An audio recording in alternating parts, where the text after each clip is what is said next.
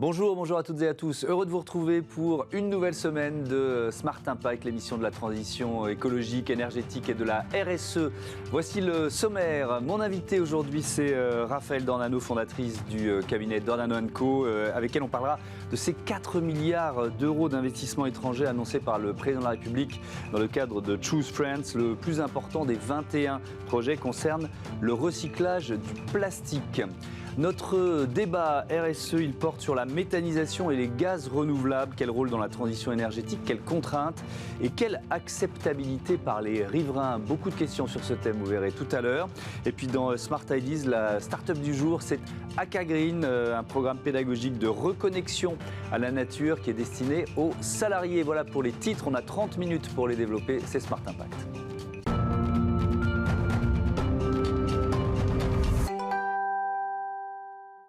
Bonjour Raphaëlle Dornano, heureux de vous accueillir. Vous êtes donc la fondatrice du cabinet Dornano & Co. C'est quoi votre métier, votre expertise ? Merci de m'accueillir sur ce plateau. Le cabinet que j'ai fondé, on réalise en fait des audits d'acquisition pour des fonds d'investissement, pour des corporates, particulièrement sur le secteur de la tech. Donc nous réalisons chaque année plusieurs centaines de missions de due diligence, c'est le terme, pour vraiment comprendre et appréhender les risques d'investissement sur différents secteurs. Et nous sommes particulièrement spécialisés sur le secteur de la tech. Nous couvrons à peu près 58 verticales dans ce secteur, allant du e-commerce, du software, de la climate tech dont on aura l'occasion de parler. On va beaucoup en parler, oui. Voilà, et nous avons donc développé des grilles d'analyse spécifiques pour vraiment appréhender ces modèles économiques et leurs particularités dans un contexte qui est aujourd'hui très porteur pour la tech et notamment la tech européenne. Et évidemment, pour ceux qui sont moins férus que nous, une verticale, c'est quoi? C'est un secteur d'activité?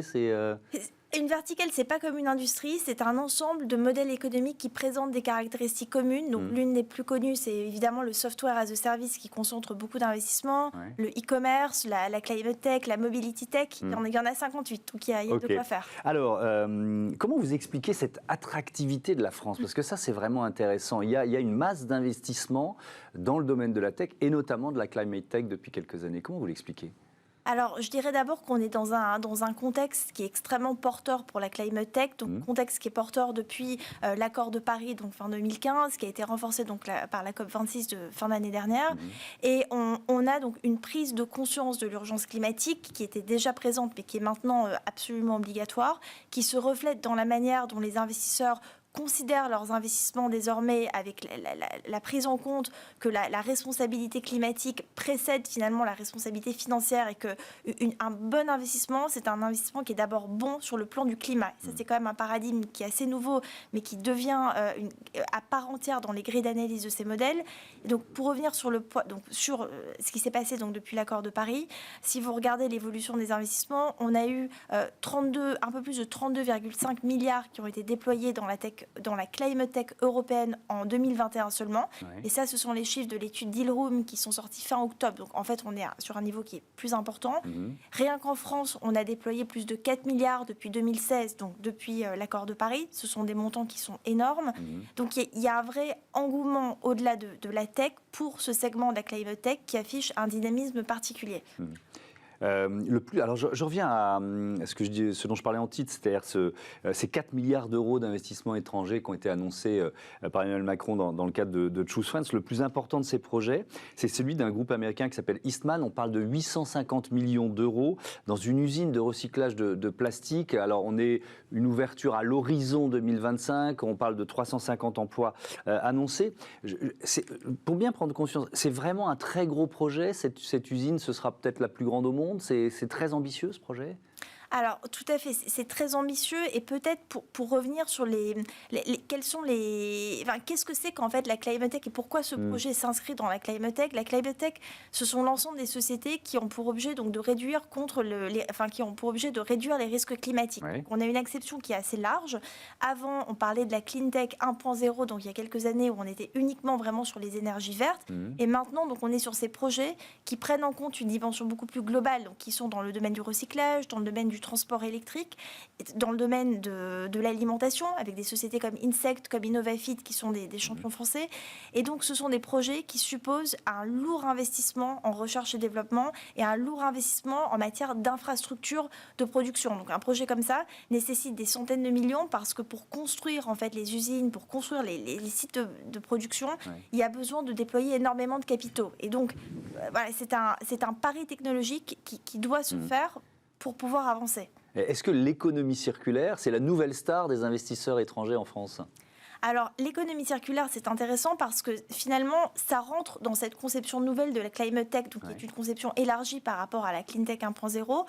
Et en effet, des sociétés comme Back Market, comme Vestiaire Collective, sont des sociétés, et il y en a beaucoup d'autres en France, on a des champions de l'économie circulaire, sont des sociétés qui participent indirectement à la lutte contre le réchauffement climatique et donc à la prise en compte d'un impact climatique meilleur, en permettant de consommer autrement et donc d'avoir une économie de la seconde main en quelque sorte. Donc ça y participe complètement dans cette conception plus large qui est celle de la climate tech et qui devient un impératif. Vous parliez de recherche et développement. Sont des investissements sur des temps longs dont on parle très souvent ? Ça explique les sommes engagées, c'est ça ? Alors, tout à fait. Prenons un exemple. Dans le secteur de la climate tech, vous avez une sous-industrie qui concentre la plupart des investissements. Ce sont les producteurs de voitures électriques et de camions électriques en particulier. Il y a des champions européens en la matière, suédois, britanniques, etc.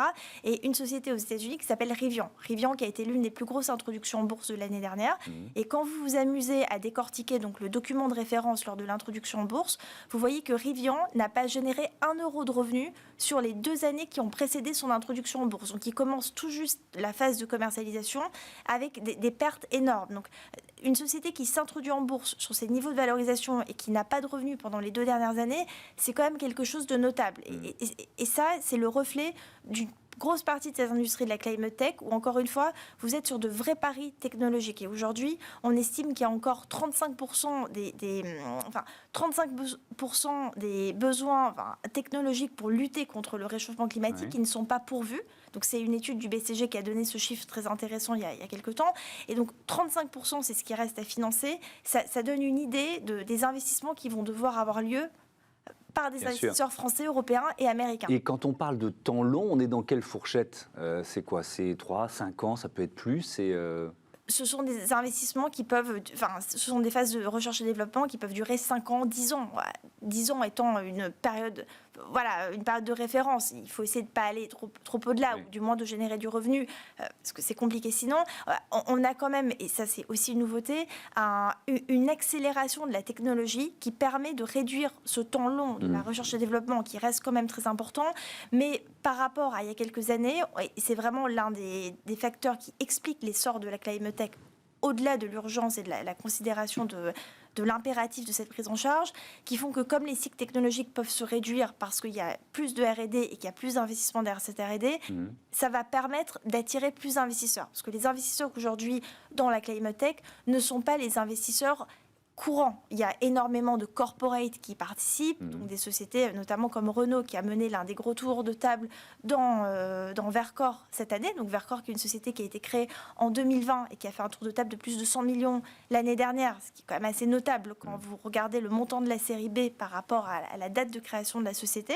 Donc vous avez des corporates, des institutionnels qui participent énormément et l'idée ce sont que les fonds d'investissement plus mainstream, donc les fonds de capital risque qu'on a l'habitude de connaître et qui sont ceux qui drivent en fait l'investissement dans la climate tech, ils viennent parce qu'ils auront compris les particularités de ces modèles économiques. Évidemment, ils les comprennent maintenant, mais ils les auront appréhendés au travers d'une certaine expérience dans l'investissement. D'ailleurs, ces investisseurs étrangers qui choisissent des entreprises françaises de la climate tech, ils viennent d'où ? Ils sont américains, ils sont majoritairement américains, ils viennent d'où ?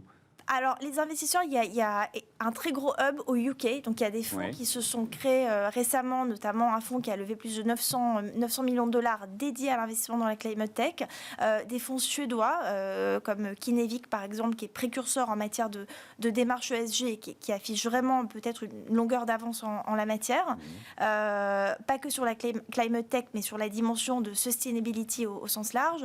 Bien sûr, des gros investisseurs américains qui ont notamment récemment mené le tour de table sur Insect, qui était un tour de table de près de 400 millions d'euros l'année dernière, donc sur une société qui, pareil, s'assimile à la climate tech dans le sens où elle milite pour une agriculture différente avec donc une nourriture à base d'insectes. Donc c'est une acceptation large de la climate tech, mais ça en fait partie, et avec exactement ces mêmes problématiques d'un temps de commercialisation plus long, parce que la phase initiale de R&D est très importante. Est-ce que les aides publiques, ça explique aussi l'engouement pour la France ? Parce qu'on parlait de Choose France, il y a des aides publiques évidemment liées à ces installations et à ces investissements.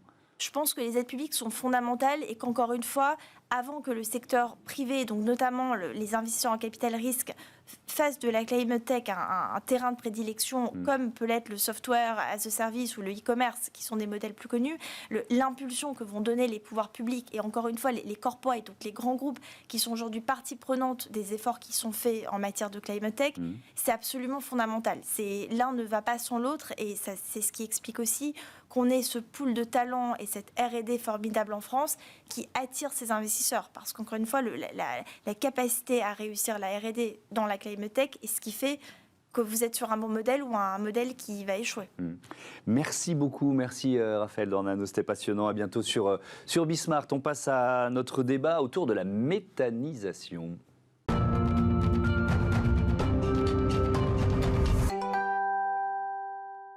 Notre débat autour de la méthanisation avec Corinne Cacheux, bonjour. Bonjour. Bienvenue, vous êtes responsable des affaires publiques France au sein de la délégation stratégie de GRDF. J'accueille également Alexandre Roche, bonjour. Bonjour. Vous êtes délégué général du syndicat des énergies renouvelables. Et je commence avec vous parce que vous venez de lancer le site Méta France avec quel objectif ? Avec l'objectif d'informer le grand public, tout simplement. La méthanisation, c'est quelque chose qui est encore assez peu connu du grand public. Et puis, c'est vrai qu'on arrive dans une campagne présidentielle où l'énergie s'invite dans les discussions. Il nous a paru important de pouvoir apporter une information factuelle, solide, avec beaucoup de faits, de chiffres. Et donc, on espère que ce site permettra à tout un chacun de trouver des réponses aux questions qui peuvent se poser. Avec notamment des questions autour des effets ou des impacts économiques, des impacts sociaux, ce que ça représente en termes d'emploi, par exemple. Ça fait partie des infos que vous mettez en avant ? Tout à fait. On a cherché à vraiment faire un site le plus neutre possible. Donc, on trouve des informations chiffrées sur les emplois, mais également des questions légitimes que peuvent se poser les gens sur l'impact de la méthanisation, par exemple, sur est-ce que ça sent mauvais, des choses comme ça, des questions que les gens se posent de manière très concrète. Et donc l'ensemble de ces informations-là sont en effet regroupées sur ce site qu'on a développé avec toute une série de partenaires, notamment des ONG, et l'ensemble des partenaires actifs sur la filière méthanisation. Corinne Cacheux, avec la méthanisation, on parle de biogaz ou de gaz renouvelable. Si on essaye de comparer l'impact de ce gaz, de ce biogaz avec le gaz naturel, c'est quoi la différence ? Alors, vous connaissez le gaz naturel, effectivement, qui aujourd'hui nous sert à nous chauffer, à cuisiner. Il sert même en mobilité. Maintenant, vous avez peut-être vu des bus roulant au gaz, au biogaz ou des poids lourds. Donc, en fait, c'est le même gaz, en fait. Sauf qu'il n'est pas produit de la même manière. Le gaz naturel, il est extrait des sous-sols, il est importé, il est fossile. Là où le biométhane vient finalement des déchets, de résidus agricoles, etc. Et finalement, la grosse différence, c'est sur le sujet environnemental, puisqu'il émet 10 fois moins de CO2 que le gaz naturel. Donc, on a un gaz qui est similaire en termes d'usage. Il n'y a pas besoin de changer ses équipements. Mais en revanche, son bilan environnemental est significativement amélioré, puisqu'il est 10 fois moins émetteur de CO2. C'est très significatif, mais on peut le dire. Est-ce que la France est bien placée dans ce secteur de la méthanisation ? Alors, la France, c'est un sujet assez récent en France quand même, une petite dizaine d'années, par rapport à peut-être d'autres pays européens. Malgré tout, la dynamique est très forte. Je voyais l'Allemagne, plus de 11 000 unités de production. Alors, je ne sais pas, nos chiffres, ils datent, je crois, de fin 2020, donc peut-être ils ont évolué. Italie, plus de 1600 unités, la France, plus de 1200. On est un peu au-dessus maintenant ? Alors, on a 1000 unités de méthanisation qui sont en cogénération, c'est-à-dire qu'ils produisent de la chaleur et de l'électricité sur l'entité, l'exploitation agricole. La méthanisation, d'ailleurs, je peux le dire tout de suite, c'est 80% de méthanisation agricole. Et là où la dynamique est très forte et où nous, GRDF, on est particulièrement concernés, c'est la méthanisation en injection, c'est-à-dire que le biométhane produit va être injecté sur les réseaux de distribution, ce qui permet d'être acheminé à l'ensemble des clients qui souhaitent consommer du biométhane. Donc on est à 1000, on prévoit de passer à combien, je ne sais pas, d'ici à la fin de la décennie par exemple? Alors on a donc 1000 en cogénération, 365 en injection. C'est là où la dynamique est très forte, puisque sur les 3 dernières années, on a fait x5. Donc la dynamique est très forte. Et il y a 1200 projets en injection pour les 2 à 5 ans qui viennent. C'est des projets qui sont déjà enregistrés dans ce qu'on appelle une file d'attente, donc des projets qui sont suffisamment avancés. Donc 1200, on est à peu près à 1200, on en aura 1200 de plus. Donc une très forte dynamique. Ouais, c'est une très forte croissance. Alexandre Roche, derrière ces projets de méthanisation, il y a des enjeux de souveraineté. On est en pleine actualité, on le voit en ce moment avec ce qui se passe en Ukraine. L'Europe, elle doit être moins dépendante du gaz russe, tout simplement. Enfin, c'est assez basique. Tout à fait, mais vous avez prononcé le terme de souveraineté qui est, je pense, extrêmement important dans le débat actuel. Et c'est vrai que pouvoir produire localement, c'est une force pour notre pays, c'est une force pour nos territoires. Et finalement, la méthanisation, c'est un peu à la croisée de plusieurs enjeux. Celui de la souveraineté, celui de la transition énergétique, mais il y a aussi celui de l'économie circulaire. C'est vrai qu'il y a assez peu, finalement, de filières qui permettent de cocher toutes ces cases à la fois.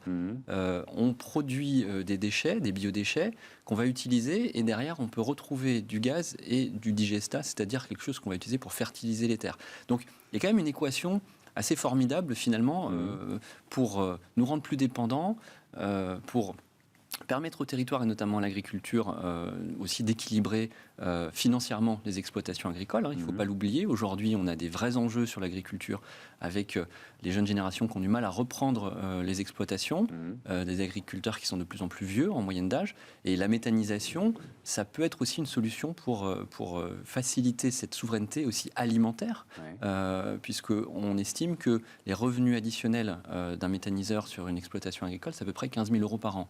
Donc quand on connaît le revenu moyen d'un agriculteur, on voit que c'est quand même une source de revenus additionnels. Donc souveraineté énergétique, mais aussi souveraineté alimentaire.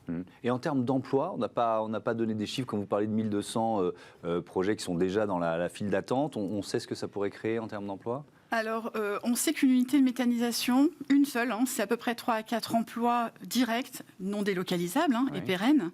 En indirect, on a à peu près une dizaine d'emplois. Donc ça, c'est pour une unité de méthanisation. À l'échelle de l'ensemble des unités de méthanisation aujourd'hui en fonctionnement, on est à peu près à 10 000 emplois directs et indirects. Donc ça représente... Voilà. Et en projection, puisqu'on évoquait les 1200 projets qui arrivent, on estime qu'à l'horizon 2030, selon la dynamique, on sera entre 32 000 et 53 000 emplois par cette filière en France, donc des emplois pérennes français. Donc on voit bien effectivement que, comme vous le dites, ça coche beaucoup de cases, mais il y a aussi un certain nombre de critiques ou d'interrogations, on va dire, Alexandre Roche, notamment sur les pollutions, les rejets qu'elle peut provoquer. Qu'est-ce que vous répondez à ça? C'est la première partie de la question. Et puis la deuxième, c'est peut-être, est-ce que c'est lié à une question de formation ou de préparation des agriculteurs quand ils basculent vers ce nouveau métier, d'une certaine façon? Oui. Déjà, c'est normal que les gens se posent des questions et c'est précisément pour ça qu'on a fait Métafrance. Par rapport au sujet que vous évoquez sur la pollution, il faut savoir que la méthanisation aujourd'hui, elle est très encadrée. Elle est encadrée par un régime qu'on appelle le régime des installations classées pour la protection de l'environnement, ICPE. Et le digestat que j'évoquais tout à l'heure, c'est-à-dire finalement ce liquide qu'on obtient en sortie de méthaniseur, doit faire obligatoirement l'objet d'un plan d'épandage. Et ce plan d'épandage, il est contrôlé dans le temps. On doit contrôler les volumes qu'on épand, les dates auxquelles on épand ces produits. Et globalement, aujourd'hui, c'est une filière qui n'a pas d'impact, en tout cas pas plus d'impact que ce que font les agriculteurs déjà aujourd'hui, c'est-à-dire d'épandre les effluents d'élevage sur les champs. Donc, sauf quand la taille de l'usine de méthanisation est très importante, si vous voulez. Mais ça, non, parce que le plan d'épandage derrière, il sera, que ce soit une petite installation ou une grande installation, le plan d'épandage et les concentrations qu'on a le droit d'épandre, ça ne varie pas. Mais encore une fois, voilà, c'est certain que les gens, comme c'est une technologie un peu nouvelle, se posent des questions. Et justement, sur ce site, on apporte les réponses les plus à jour, en tout cas, par rapport aux connaissances scientifiques dont on dispose. Donc, sur la question de la pollution, la réponse est vraiment l'encadrement réglementaire. Et sur la formation ? Et sur la formation, alors c'est vrai qu'aujourd'hui, on le disait, ça crée des emplois locaux parce qu'il y a un besoin de maintenance, il y a un besoin de savoir exploiter ces installations. Et les agriculteurs ne sont pas seuls, ils sont accompagnés en général et ils bénéficient des formations continues. Mais il faut en effet, on ne sait pas comme ça du jour au lendemain, on ne devient pas un spécialiste de la méthanisation du jour au lendemain. Mais heureusement, il y a des accompagnements. Il y a aussi les chambres d'agriculture qui peuvent apporter des informations. Il y a toute une série d'acteurs qui sont là pour s'assurer aussi avec le retour d'expérience qu'on commence à avoir en franco-français sur les 10 dernières années, voilà, des bonnes pratiques et des choses à éviter. Mais s'agissant des risques qu'on évoquait tout à l'heure, en fait, ceux-là, ils sont vraiment couverts par la conception de l'installation et par la réglementation. Mais c'est intéressant parce que finalement, c'est un débat qu'on peut avoir sur beaucoup d'énergies renouvelables. L'acceptabilité, on l'a sur l'éolien terrestre, l'éolien maritime. Corinne Cacheux, comment emporter l'adhésion des riverains? Parce que quand on a une telle ambition de création de nouvelles unités de méthanisation, c'est majeur comme enjeu. Oui, alors c'est des projets qui sont vraiment ancrés dans les territoires. On le disait tout à l'heure, les unités de méthanisation sont à 80% portées par des agriculteurs qui vivent dans les territoires.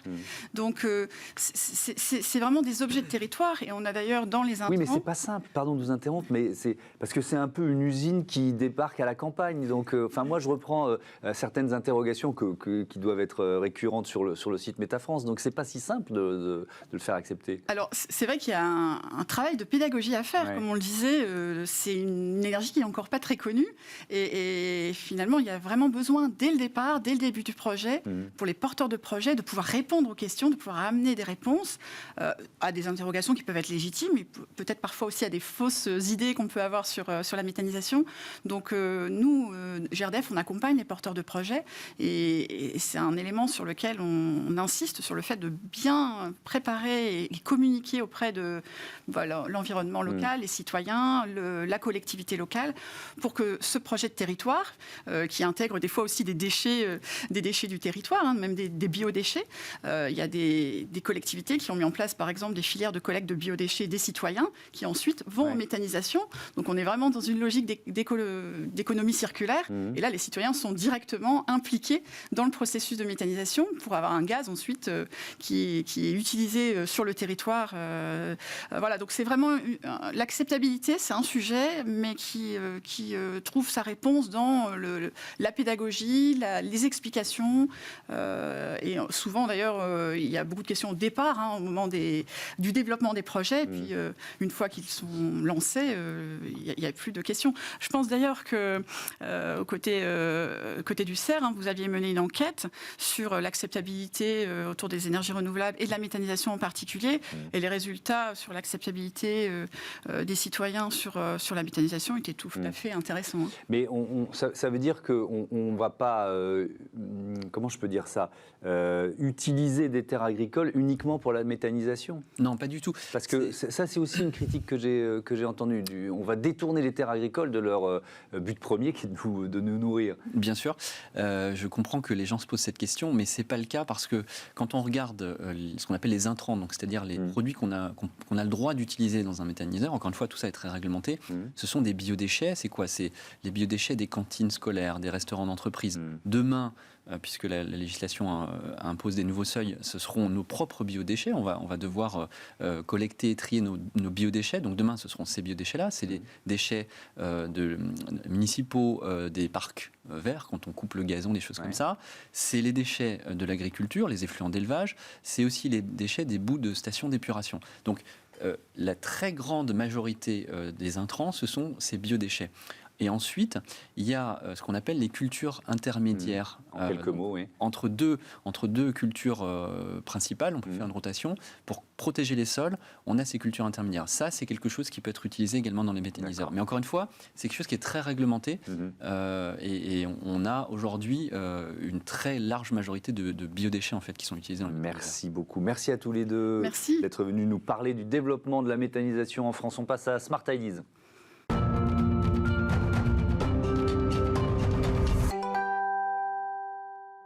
Smart Ideas avec Sabrina Anana, bonjour. Bonjour Thomas. Bienvenue, vous êtes la cofondatrice d'Akagreen, créée en 2016 avec James Cheng Tan. C'est l'histoire de deux Parisiens en mal de verdure, on peut dire ça ? Oui, tout à fait. Alors on a créé Akagreen effectivement en 2016 et l'objectif à l'époque c'était de mettre plus de verre dans les villes, apporter plus de verre aux citadins, les reconnecter à la nature. Donc aujourd'hui chez Akagreen, on a à cœur de végétaliser les espaces de travail. Donc on est plus sur du B2B et on pourrait apporter du bien-être et également transformer les bureaux en espaces plus accueillants, plus attractifs, plus inspirants grâce aux plantes. Ouais. Et alors vous venez de lancer la Green Academy. De quoi il s'agit ? Alors, juste pour vous recontextualiser Akagreen, notre modèle est très simple puisque nous apportons des plantes dans les entreprises et ce sont les mains vertes d'Akagreen qui s'en occupent et qui viennent les entretenir très régulièrement. D'accord. Avec Green Academy, c'est une offre digitale participative destinée aux collaborateurs et ce sont eux qui vont entretenir les plantes. Donc c'est ça l'innovation. Bien sûr, ils sont accompagnés, guidés via une application mobile qui va également leur permettre d'être une application, un outil collaboratif avec des défis, des échanges, etc. et qui va nous permettre à nous, Akagreen, d'avoir un outil plus pédagogique pour sensibiliser les collaborateurs aux questions environnementales. C'est vous qui avez eu l'idée, c'était une demande de vos clients. Comment elle est née cette Green Academy ? Alors c'est un ensemble en effet, à force d'entretien justement dans les entreprises, on s'est rendu compte de l'engouement des collaborateurs pour les plantes ils viennent nous poser des questions, souvent sur leurs plantes à la maison, comment mieux les entretenir, comment les sauver parfois.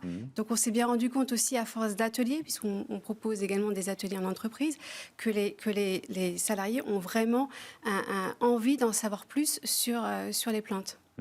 Est-ce qu'on a évalué le rôle que jouent les plantes dans un espace de travail, leur impact positif ? Tout à fait. Alors, chez Akagreen, on a cette démarche qu'on appelle la biophilie. Donc, la biophilie, c'est le lien inné que nous avons toutes et tous avec la nature et le vivant. Donc, nous ne proposons que des plantes vivantes. Je le précise parce qu'il y a également des végétalisations qui sont artificielles et qui ne sont pas biophiliques.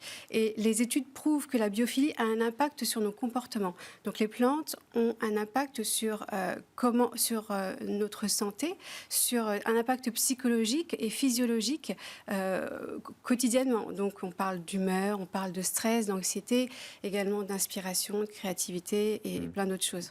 Pour une entreprise, est-ce que c'est aussi un levier pour donner envie? On est en plein télétravail imposé, voilà, ça va changer dans les prochains jours, mais est-ce que c'est un levier pour donner envie aux salariés de revenir au bureau pour ceux qui hésitent, qui sont inquiets, etc.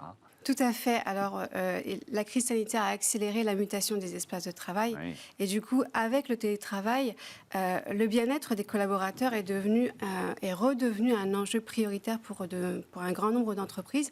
Il s'agit en effet de leur donner envie de revenir, pour la plupart. Certains ont également en quête de sens au travail. Donc, les plantes sont une réponse, une partie de la réponse à cette problématique qui est beaucoup plus RSE, je dirais, et QVT, qualité de vie au travail. Et c'est sûr qu'en proposant une offre comme Green Academy, c'est un plus pour une société qui souhaite engager un peu plus ses collaborateurs.